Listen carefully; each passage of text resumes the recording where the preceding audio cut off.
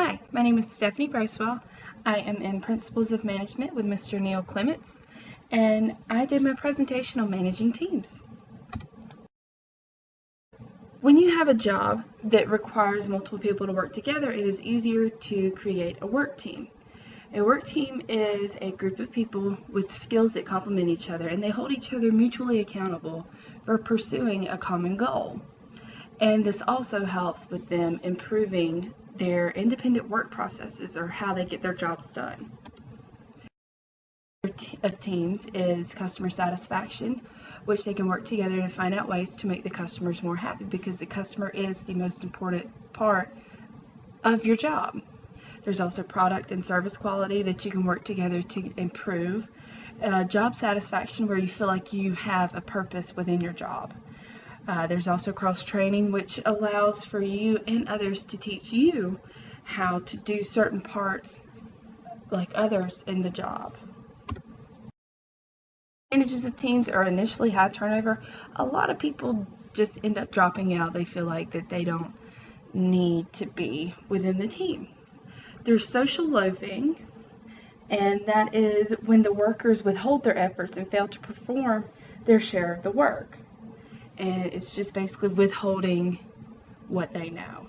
You also have to deal with slackers, with people who don't want to be there or who just kind of want to float on everybody else's performance.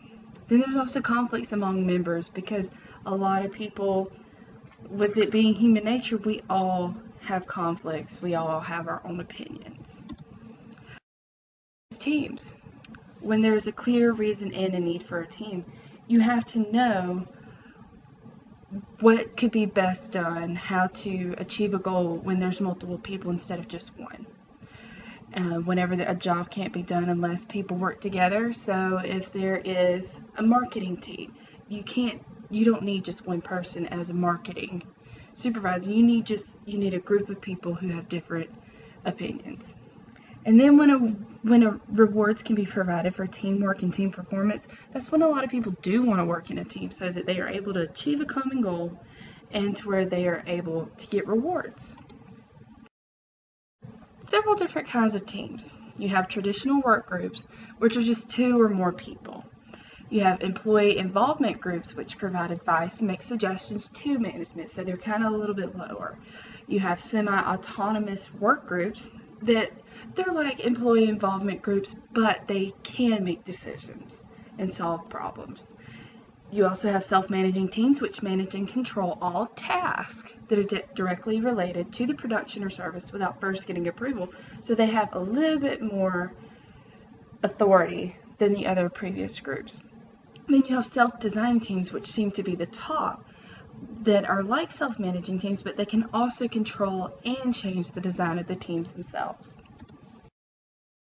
There are a few different work team characteristics, which are the team norms, and that is the agreed upon standards whenever you are forming a group that regulate the team behavior.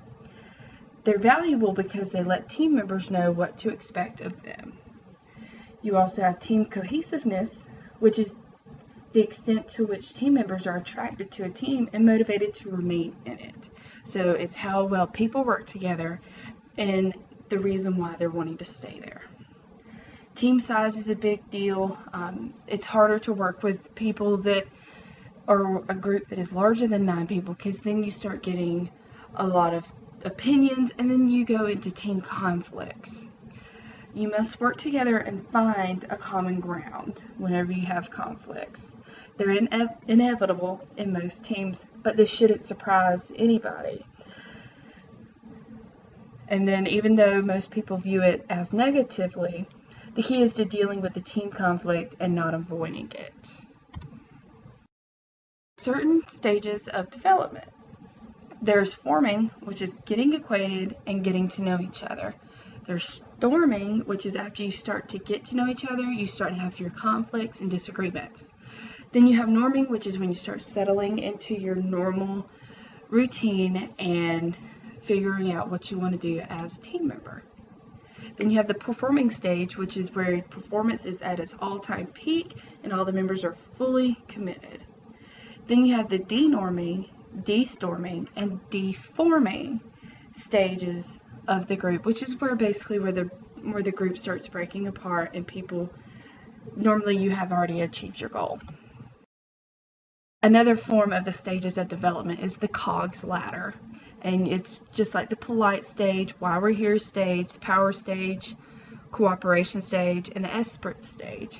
It's exactly like the norming, performing, storming, and all of that others.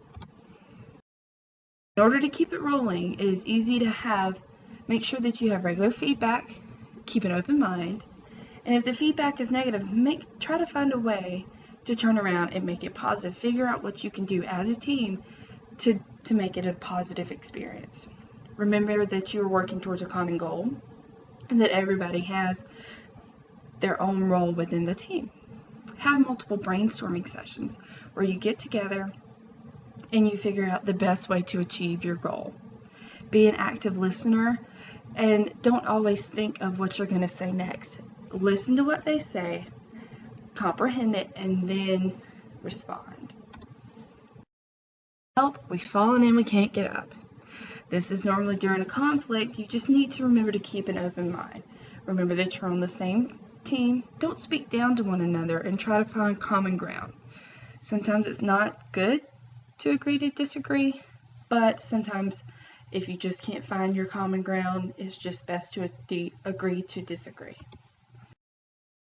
Things to avoid, just make sure you keep your manager updated.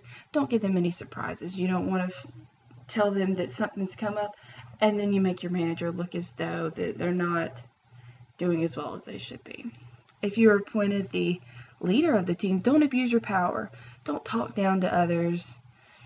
And then also don't coast through the team effort. Don't be the person that just rides on everybody else's achievements. A couple of the daily tasks is make sure that your time is spent wisely, stay goal-oriented, and delegate the work if needed. If you feel as though one person has too much work on their hands, divide that work out to the other team members. Also, update your team members on the progress of your portion of the task. That way they know where you are and that everybody knows where they stand as a group. Roles in the group is the encourager, which is someone who affirms, supports, or praises the team. You have a harmonizer, which seeks ways to reduce tension. A compromiser, which offers to change their position for the good of the group. Then you also have the gatekeeper, which is someone who regulates the flow of the communication, and they make sure that all have had a chance to speak. There is an observer or a commentator, which provides feedback. And then you have the follower, which is normally seen as the listener and not a contributor, and they like to accept what the others say. And lastly, rewards are so rewarding. A simple thank you from a manager, a CEO, or even other group members can mean so much. There is skill-based pay, which is a compensation system that pays employees for learning additional skills or knowledge. So if you are a salesperson and you learn how to build a certain product because you worked in a team, they compensate you for taking the time to learn that. There is also gain sharing, which to me would be the best because it's a compensation system in which the company share the financial value of performance gains. And in this way, because of the accomplishments of your group, the company actually pays you if there is any sort of increased productivity, if the company saves anything, or even the quality of the product is better because of your group. More popular is non-financial awards, which can range from vacations to t-shirts. You can get plaques or coffee mugs. And they work well when they're with recognition from upper management, awards, certificates, and praise. And it really helps and makes you feel good about yourself when you have your managers tell other people within your company how great you did.